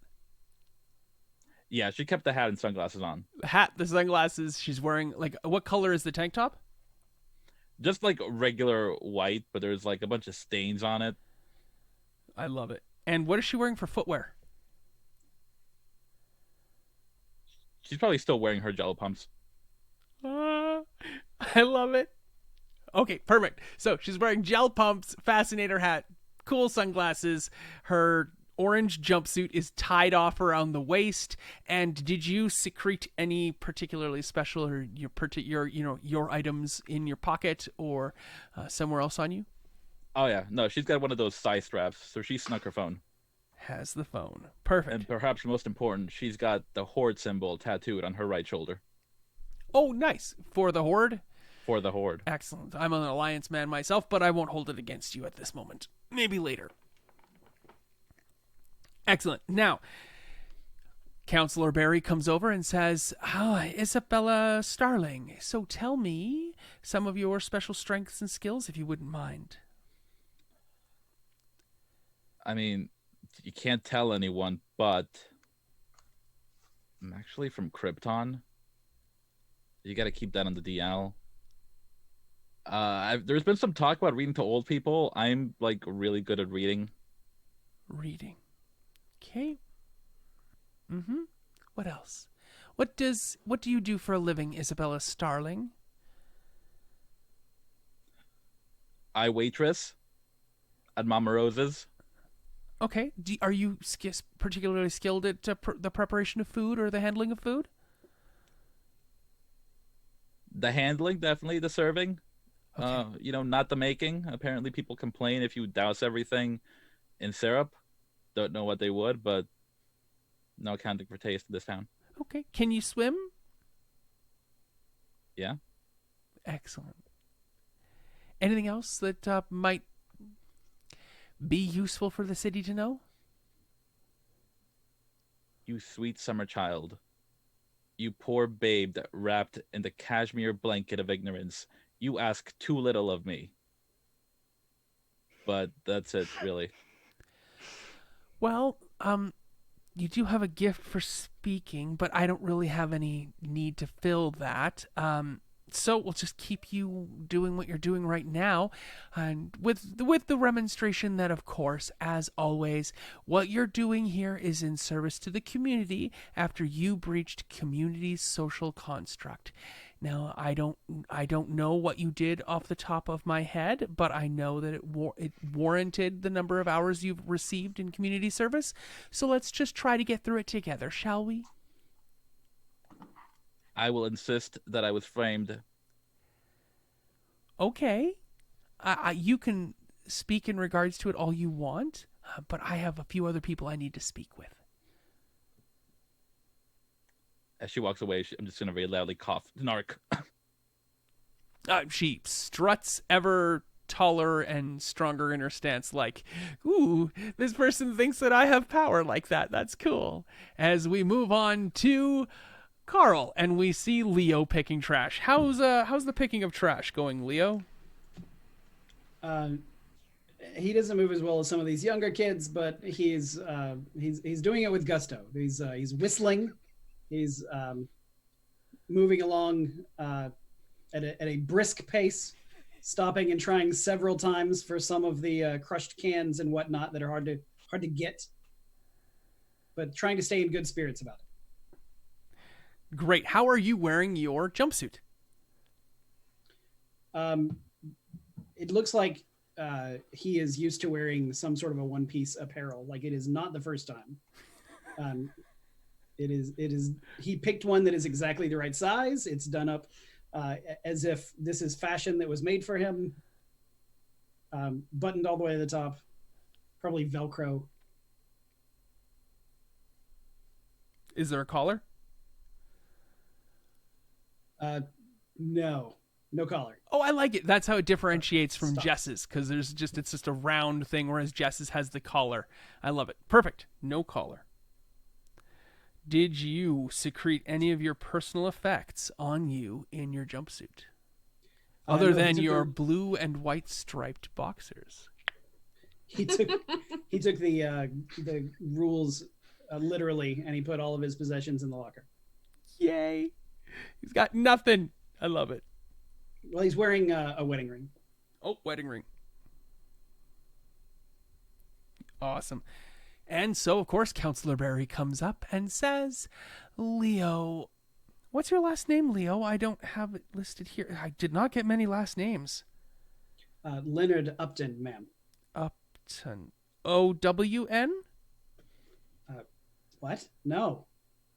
UPTON. Oh, I'm sorry. I thought it was Uptown. Upton. Okay, that's great. You're the one who brought up the reading to old people. I just wanted to reiterate to you, not a thing. It's not a thing. Oh, Just no, it's got to be. Yeah, sorry. My daughter told me about it. She studies law. Right. Yes. See, she studies law. Good for her. Not a thing. So if I could, I'm just going to take some notes, and you can tell me some of the things that you might necessarily be good at, just to help the city out, in regards to how we can assist for community service down the road. You have a lot of community hours service ahead of you, and perhaps putting you into something that you're better suited for than necessarily picking up trash on the street would probably benefit the city greatly. Well, that sounds excellent. Yeah, I think doing anything besides this in the sun sounds like a good idea. Yeah.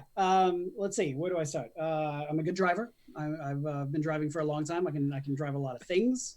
I was in the Air Force. I was a pilot. That was a very long time ago.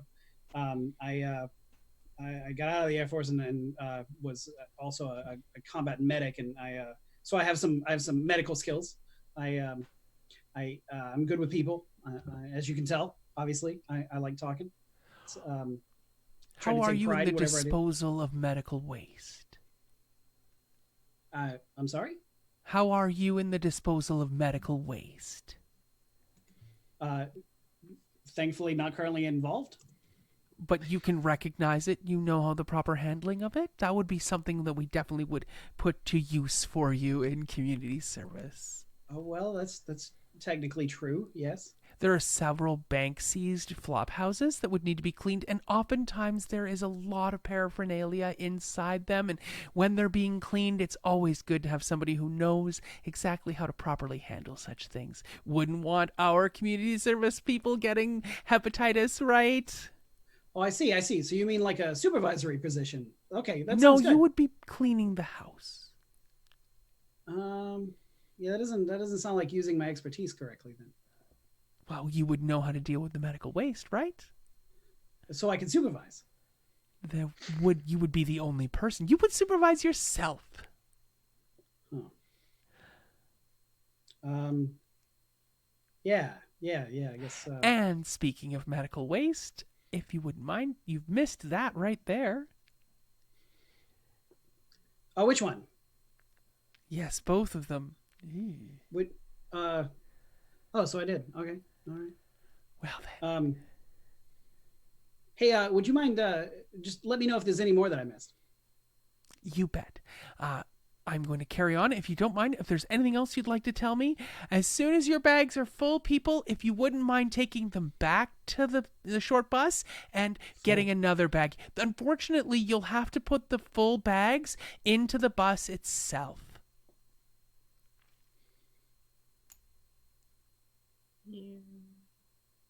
She moves on to Ash. Yeah. Ash has been walking as soon as I got out of the bus, as far away from everyone as possible, up the highway, Nice. against the traffic, eyes on the crowd that's on the opposite side. So are the cars coming towards you, or are you walking the same direction as the vehicles are going? walking the same direction, actually, yeah. Okay. And just back to that traffic, picking up the occasional piece of trash, but mostly just trying to get away from that situation. And sleeves rolled up on the jumpsuit. Cigarettes were there, but they just fell down.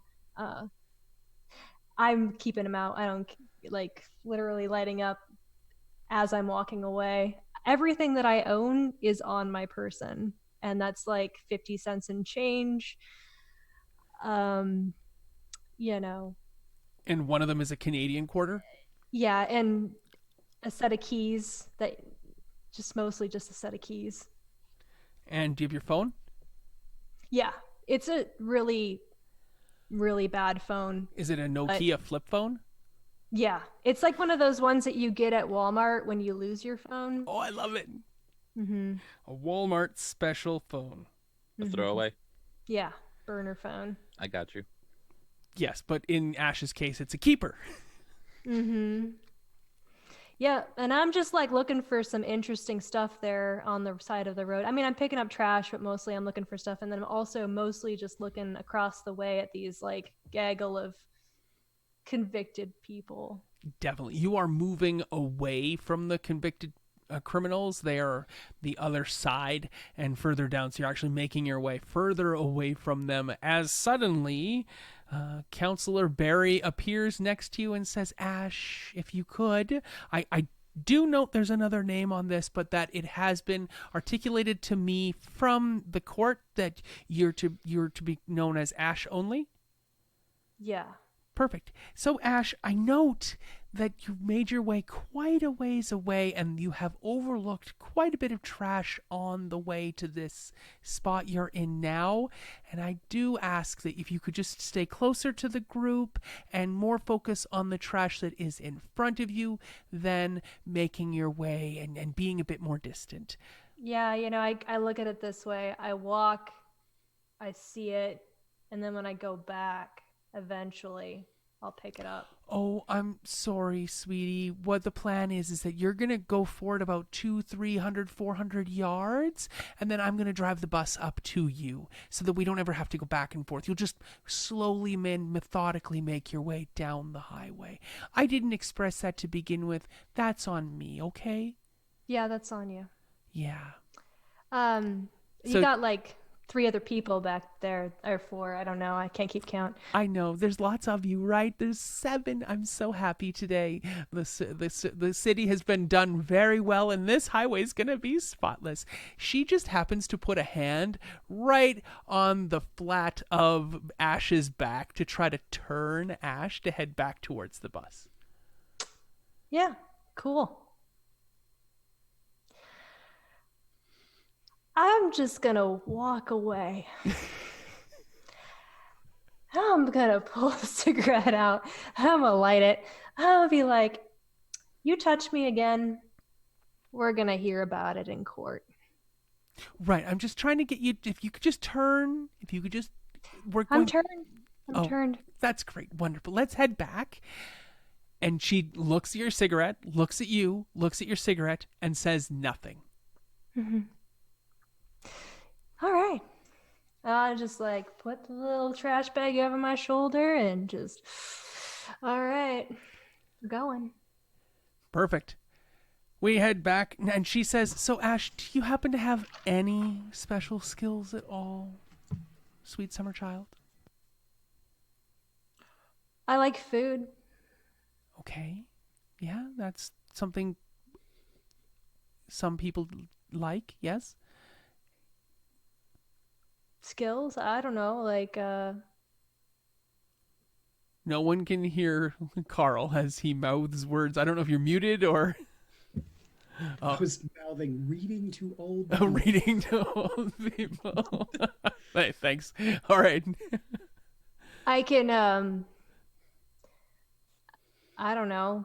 What do you I don't know how to read to kids and stuff, but yeah, no, I've hung out at some shelters and stuff, so if you need me to like Wonderful. I know that some of the local shelters do have a great amount of graffiti on some of their exteriors.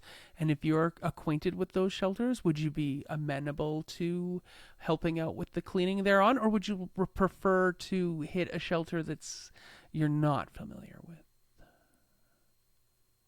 uh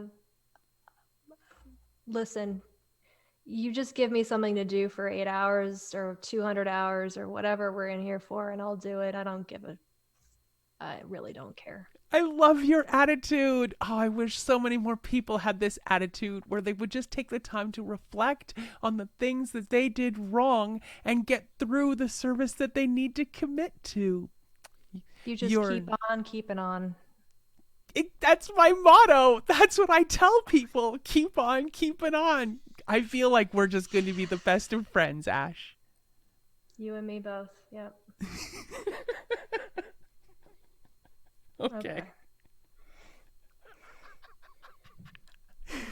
Is there anything else you want to tell Counselor Barry? You should pay attention to that one over there with like the athletics. She seems pretty like she breaks the law. Yes, I know. The attitude coming off her and the privilege, wow. Yep, you got a hot one on your hands there. She winks at you and leaves and finds the final individual of the group. She has had a chance to talk to two other individuals, the NPCs, and she finally finishes up with Samantha. How is Samantha wearing her jumpsuit? Pretty much how it was intended to be worn, buttoned up or zipped. The top two buttons open because airflow, it's hot.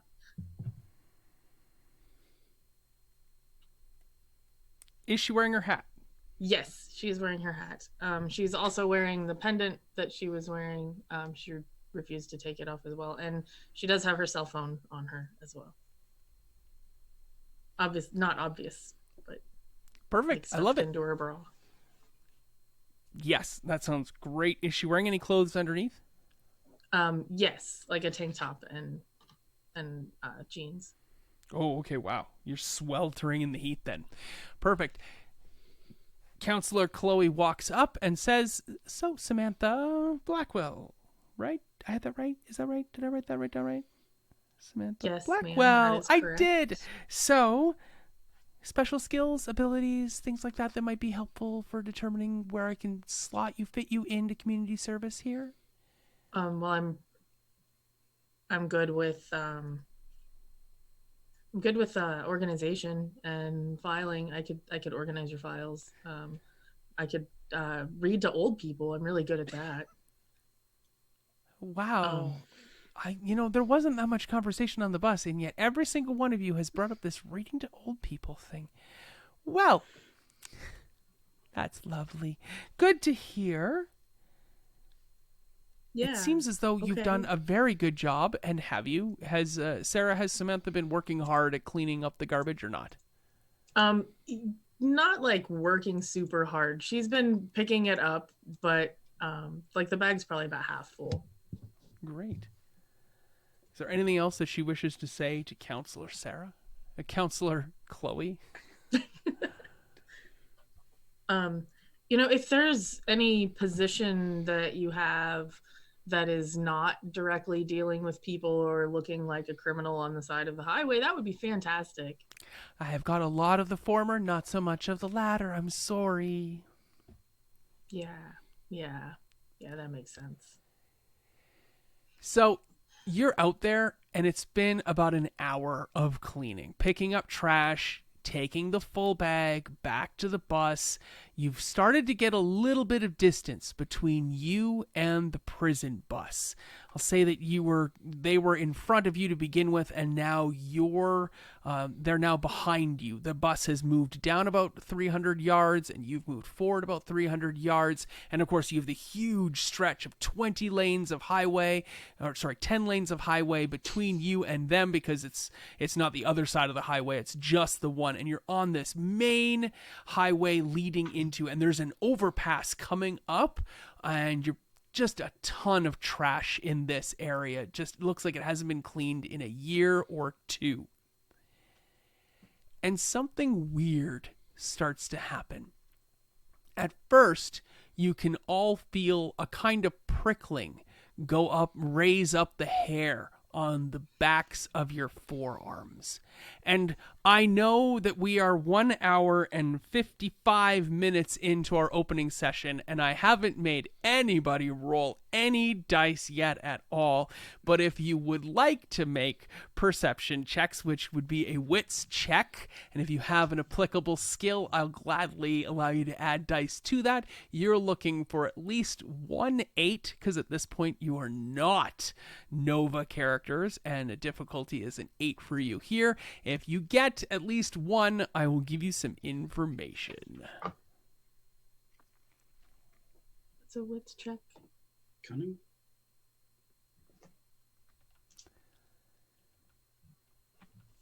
Yeah, I got this 9. is your mental skill. So intellect. 3 successes from Nat. Holy moly. I got 2. 1 success, not 3. 2 successes. None.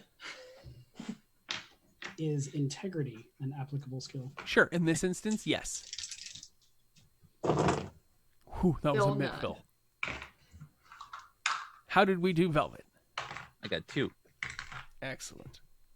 Has everyone tallied up to get their totals? Excellent. So, if you have 0 successes, you feel the hair prickle on the back of your forearms, and you look up and something blots out the sun. Because at 0, everybody gets that. There is some sort of strange eclipse that was not foretold, that was not announced, that suddenly happens out of nowhere. You can hear everybody go quiet when this happens, and for the next minute, this entire area goes dark.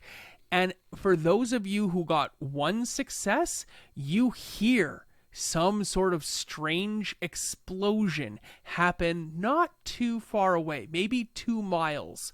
You hear and possibly see somewhere closer to an adjunct area of Los Angeles, some sort of building explodes and a pulse wipes right out of it, and you can see it coming towards you, rippling grass and knocking papers aside. It looks more like a digital special effects of an EM pulse than anything else, and it's coming racing right towards all of you. And if you have 2 successes, did anybody get 3?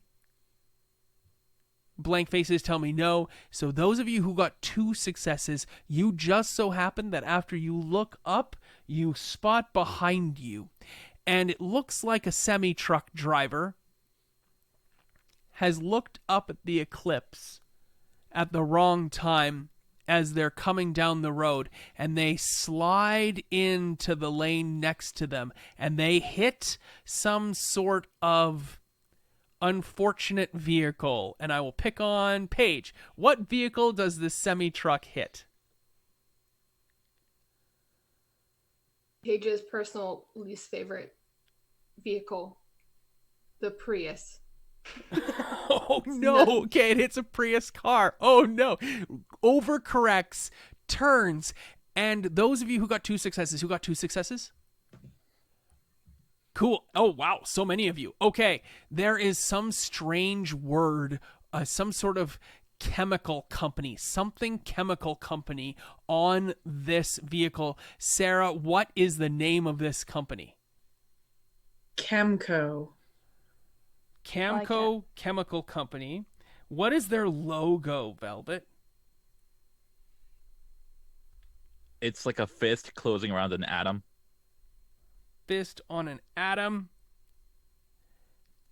And Carl, the vehicle falls over, sliding and hitting other smaller vehicles and driving them into the meridian and driving them off the road, or just causing them to break and crunch underneath it. And the whole entire top of this semi-truck opens up and something comes out of it, coruscating and pulsing down the road towards you all. What is this thing?